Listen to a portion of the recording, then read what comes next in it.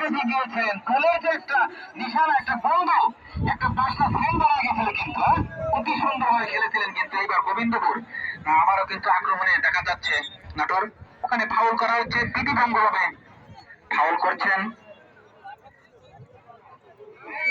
একজনকে মাটিতে পড়ে গেছেন, উনি অল্প কিছুক্ষণের মধ্যে খেলা ফিরে এসেছেন। সুপ্রিয় দর্শক মন্ডলী, যারা মাঠে অবস্থান করছেন পরে জানিয়ে দিচ্ছি, আজকের মাঠের উত্তর প্রান্তে লাল এবং সবুজ কম্বিনেশন জার্সি, সুন্দর জার্সি বনপাড়া নাটোর, আর ওদিকে কিন্তু